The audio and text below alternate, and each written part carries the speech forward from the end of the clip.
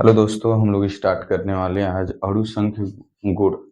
कॉलगेटिव property क्या होता है। सबसे पहले कॉलगेटिव प्रॉपर्टी देखेंगे। इससे पहले हम लोगों ने हेनरी का नियम पढ़ लिया। हेनरी के अनुप्रयोग क्या थे, हेनरी के कौन कौन से अनुप्रयोग थे, उस अनुप्रयोग को हम लोगों ने पढ़ लिया। अब हम लोग पढ़ेंगे कि अणुसंख्य गुणधर्म क्या होता है। अणुसंख्य गुणधर्म कितने प्रकार के होते हैं, कौन कौन से अणुसंख्य गुणधर्म हैं, उनको देखेंगे।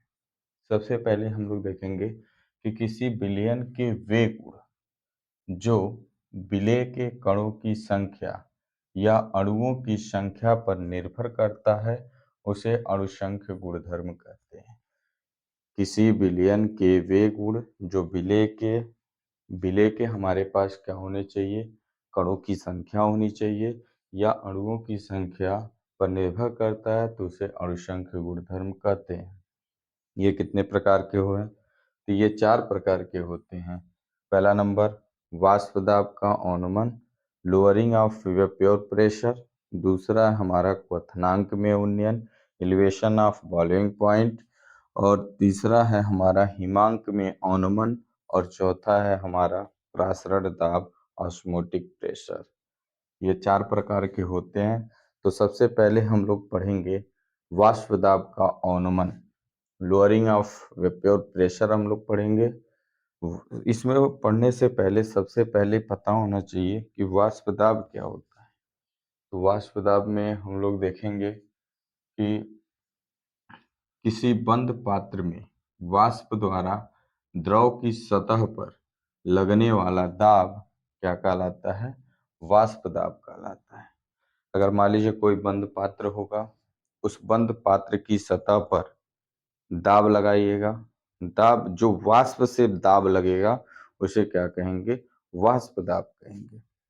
अब देखिए, किसी भी शुद्ध विलायक का वाष्प दाब विलयन से अधिक होता है। किसी भी शुद्ध विलायक का जो वाष्प दाब होगा वो विलयन से क्या होगा, अधिक होगा।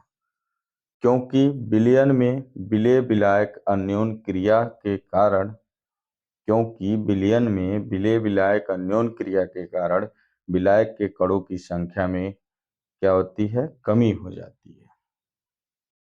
विलायक के कणों की संख्या में क्या हो जाती है, कमी हो जाती है। ये रहा हमारा वाष्प दाब। अब वाष्प दाब के अवनमन के लिए अभी हम लोग समझेंगे कि उसके लिए क्या क्या स्टेप होता है। सबसे पहली बात कि वाष्प दाब, याद कर लीजिए कि वाष्प दाब यानी कि बंद पात्र लीजिएगा, उस बंद पात्र में उसकी सतह पर जो वाष्प द्वारा दाब लगेगा उसे क्या कहते हैं, वाष्प दाब कहते हैं। यहाँ पर जो विलायक, शुद्ध विलायक हमारे पास होगा उसका जो वाष्प दाब होगा विलयन से क्या होगा, अधिक होना चाहिए। विलयन से क्या होना चाहिए, अधिक होना चाहिए। क्योंकि ऐसा क्या होता है कि विलयन में जो विलेय और विलायक का अन्योन क्रिया के कारण विलायक के कणों की संख्या में क्या हो जाती है, कमी हो जाती है। तो यहाँ तक का स्क्रीनशॉट ले लीजिए, तब आगे बढ़ते हैं।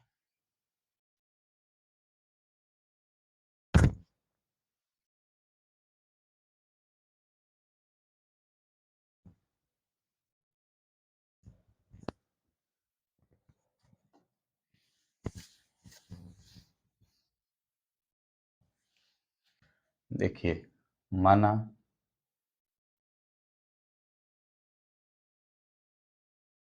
शुद्ध विलायक विलायक का वाष्प दाब V नॉट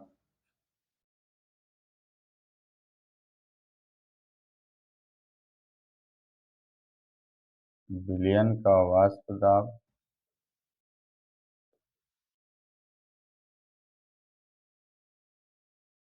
PS। देखिए, मैंने यहाँ पे मान लिया कि जो हमारा शुद्ध विलायक का वाष्प दाब होगा वो क्या होगा, P0 होगा। और विलयन का जो वाष्प दाब होगा वो क्या होगा, PS होगा। अब यहाँ पे देखिएगा, मैंने क्या कहा कि जो शुद्ध, किसी भी शुद्ध विलायक का जो वाष्प दाब होगा विलयन के से क्या होना चाहिए, अधिक होना चाहिए। यानी कि वाष्प दाब का अवनमन जब आप निकालेंगे तो ये क्या होगा, P0 माइनस क्या होगा, PS होगा। क्योंकि यहाँ पे मैंने आपको क्या बताया कि विलायक का, शुद्ध विलायक का वाष्प दाब क्या होता है, अधिक, और विलयन का वाष्प दाब क्या होता है, कम। तो इन दोनों के अंतर को ही बोलते हैं क्या, वाष्प दाब का अनुमान। डिफिनीशन इसका देखिए कि शुद्ध विलायक का वाष्प दाब और विलयन के वाष्प दाब का अंतर ही वाष्प दाब का अनुमान, वाष्प दाब का अनुमान कहलाता है। मैंने क्या कहा कि शुद्ध विलायक का वाष्प दाब और विलयन के वाष्प दाब का अंतर ही क्या कहलाता है, वाष्प दाब का अनुमान कहलाता है। यहाँ तक समझ में आया? जिसको नहीं समझ में आएगा वो कमेंट करके बता देंगे कि मुझे समझ में नहीं आ रहा है, मैं वो उस टॉपिक को फिर दोबारा से पढ़ा दूंगा।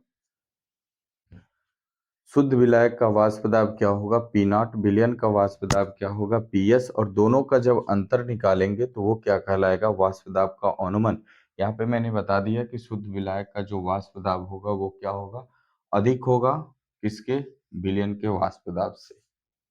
ठीक है, क्लियर? आपेक्षिक अनुमान, एक हमारे पास आता है आपेक्षिक अनुमान। आपेक्षिक अनुमान किसे कहते हैं, तो वाष्प दाब का अनुमान और शुद्ध विलायक का वाष्प दाब दोनों का जो अनुपात होगा उसे हम लोग क्या बोलते हैं, आपेक्षिक अनुमान बोलते हैं। आपेक्षिक अनुमान किसे कहते हैं, तो इसे वाष्प दाब का अनुमान और शुद्ध विलायक के वाष्प दाब का अनुपात ही आपेक्षिक अनुमान कहलाता है। मैंने क्या कहा, आपेक्षिक अनुमान किसे कहते हैं, तो वाष्प दाब का जो अनुमान होगा और शुद्ध विलायक विलायक के वाष्प दाब का जो अनुपात होगा उसे हम लोग क्या बोलेंगे, आपेक्षिक अनुमान कहते हैं। यहाँ तक का टॉपिक समझ में आया? स्क्रीनशॉट ले लीजिए।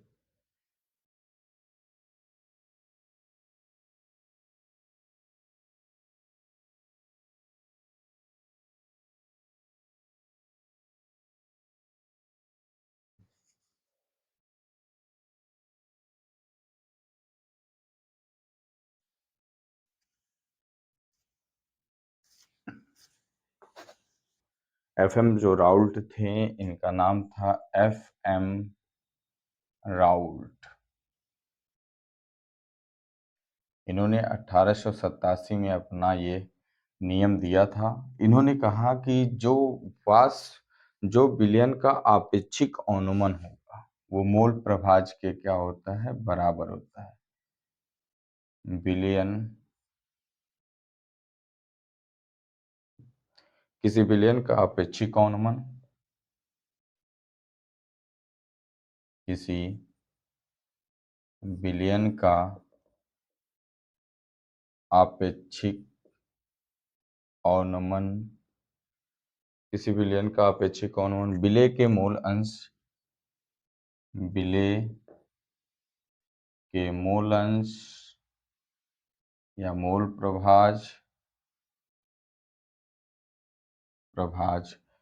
के बराबर होता है।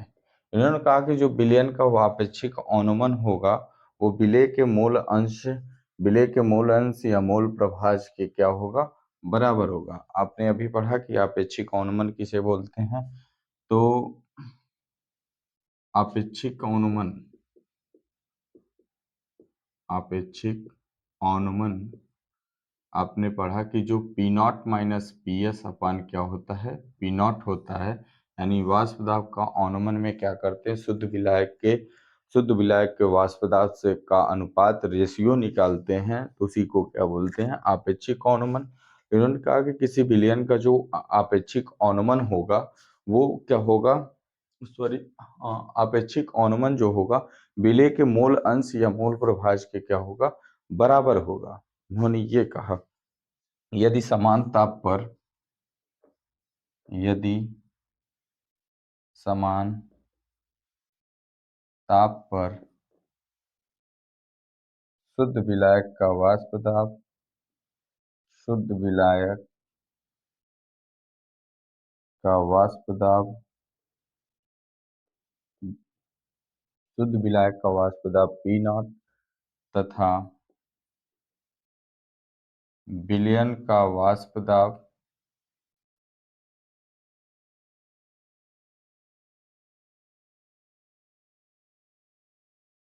वाष्प दाब पी एस है, और विलयन में विलेय के मोलों की संख्या, मोलों की संख्या स्मॉल एन, और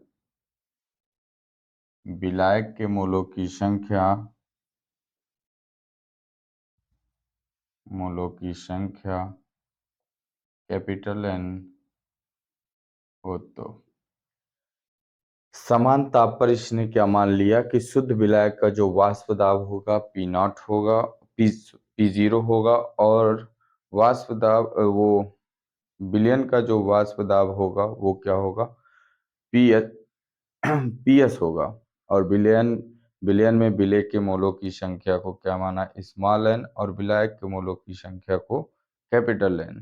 तो इसने कहा कि जो अपेक्षिक अवनमन होता है वो किसके बराबर होता है, मोल प्रभाज के। ये दिए थे किसने, राउल्ट ने। तो यहाँ तक का स्क्रीनशॉट ले लीजिए।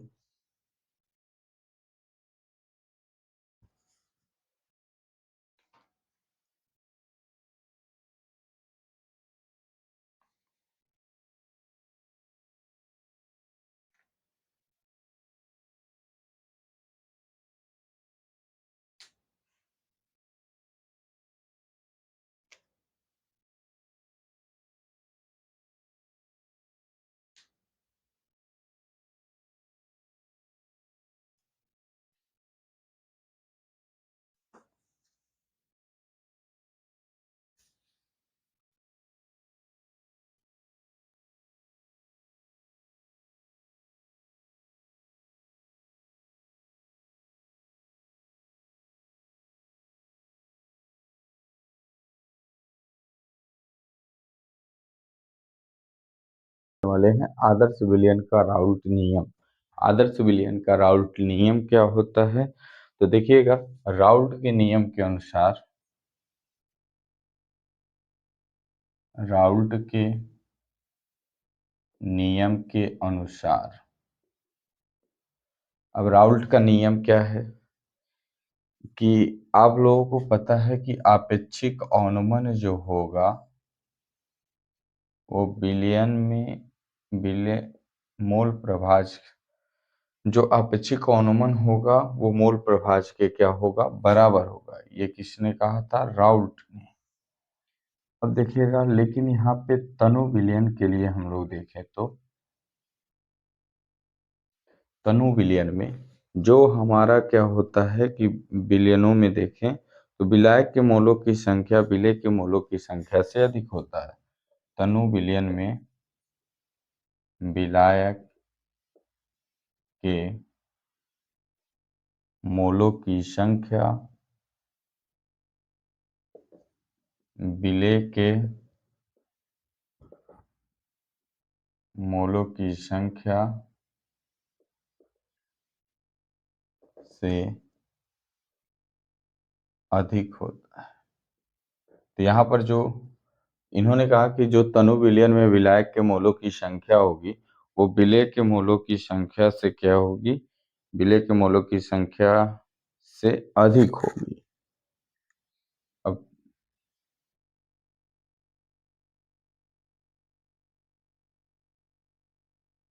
यहाँ पे जो स्मॉल एन होगा वो क्या होगा, बहुत ही कम होगा, और कैपिटल एन क्या होगा, बहुत ही ज़्यादा होगा। यानी कि इस small n plus capital n जो होगा निकटतम होगा किसके, कैपिटल एन के, क्योंकि एन का वैल्यू जो होगा स्मॉल एन का वो क्या हो जाएगा, नगण्य हो जाएगा। क्या हो जाएगा, नगण्य हो जाएगा। तो यहाँ पे जो P not minus P S upon P not मिलेगा वो स्मॉल एन अपान क्या हो जाएगा, कैपिटल एन। स्मॉल एन अपान क्या हो जाएगा, कैपिटल एन हो जाएगा। अब यहाँ पे अणुभार की गणना करेंगे। क्या करेंगे, अणुभार की गणना।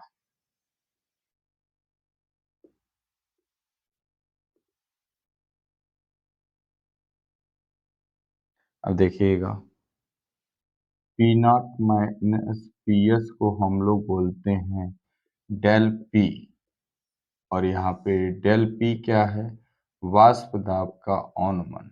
वाष्प दाब का अवनमन यहाँ पे क्या है, डेल पी वाष्प दाब का अवनमन है। स्मॉल एन हमारा है विलेय के मोलों की संख्या, विलेय के मोलों की संख्या। मैंने शुरू में ही कहा था कि जो विलेय होगा हम उसे किससे लेके चलेंगे, ए से लेके चलेंगे। तो यहाँ पे विलेय के मोलों की संख्या जब हम निकालेंगे तो इसमें विलेय का हमारे पास भार होगा, भार, और विलेय का हमारे पास क्या होगा, विलेय का अणुभार होगा।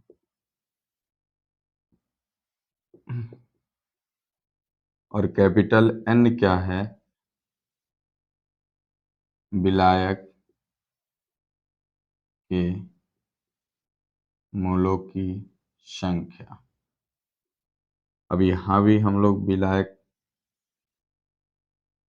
का भार निकालेंगे और विलायक का अणुभार। अब देखिएगा, मैंने यहाँ शुरू में ही चैप्टर स्टार्ट किया था। मैंने शुरू में ही कहा था कि जब हम लोग विलेय लेके चलेंगे, विलयन लेके चलेंगे तो उसमें विलेय ए से लेके चलेंगे और विलायक किससे लेके चलेंगे, बी से लेके चलेंगे। तो यहाँ पे विलेय का जो भार होगा डब्ल्यू ए, विलायक विलायक का जो भार होगा वो क्या होगा, डब्ल्यू बी, विलेय का जो अणुभार होगा एम ए, और विलायक का जो अणुभार होगा वो क्या होगा, एम बी। तो यहाँ पर अणुभार की जब गणना करेंगे तो यहाँ पर हमने निकाला था राउल्ट के नियम से, हम लोगों ने आदर्श विलयन के लिए कि P not minus P S अपान क्या था, पी नॉट, और स्मॉल एन अपान क्या था, कैपिटल एन। अब इसके बाद हम लोग क्या करेंगे कि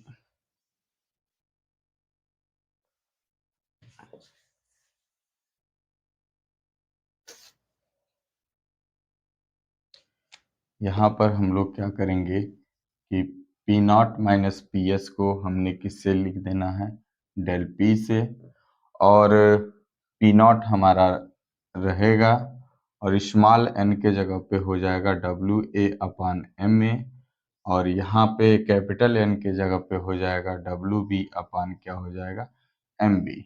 सबसे नीचे वाला सबसे ऊपर और बीच वाला कहाँ पे रह जाएगा, बीच में। तो डब्ल्यू ए इंटू क्या हो जाएगा, M B upon M A गुणे क्या हो जाएगा, W B.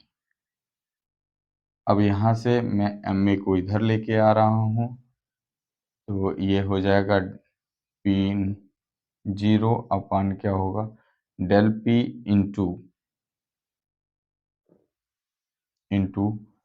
W A into M B अपान क्या हो जाएगा, डब्ल्यू बी।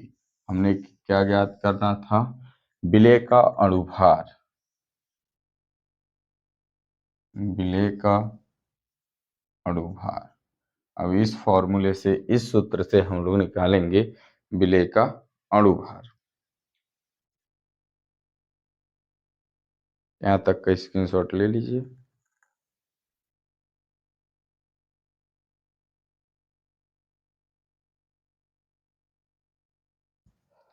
हाँ, तो एक बार और समझ लेते हैं कि विलेय के अणुभार की गणना करने के लिए कि डेल पी, जो पी जीरो और माइनस पी एस है, वो डेल पी के बराबर होगा। ये वाष्प दाब का अनुमान है डेल पी। यहाँ पे स्मॉल एन जो होगा विलेय के मोलों की संख्या होगी। विलेय के मोलों की संख्या में दो हमारे विलेय का भार आएगा और विलेय का अणुभार आएगा। तो विलेय का जो भार होगा वो डब्ल्यू ए होगा, विलेय का जो अणुभार होगा वो एम ए होगा। और कैपिटल एन क्या है, विलायक के मोलों की संख्या है। और विलायक का भार जो होगा डब्ल्यू बी होगा, और विलायक का जो अणुभार होगा वो क्या होगा, एम बी होगा। अब यहाँ पे हम लोगों ने राउल्ट का नियम जो है कि आदर्श विलयन के लिए हमने पढ़ा। तो यहाँ पे क्या होता है कि P not minus P S अपान क्या होगा, पी नॉट। अब एन अपान क्या होगा, कैपिटल एन। यहाँ पे हम लोगों ने क्या किया, इसके जगह पे हमने क्या रखा, डेल पी रखा। और इसके जगह पे हमने क्या रखा, डब्ल्यू ए अपान क्या रखा, एम ए। क्योंकि विलेय के मोलों की संख्या जब आप निकालते हैं, मोलों की संख्या, तो ये होता हमारा भार बट्टे अणुभार। क्या होता है, भार बट्टे अणुभार।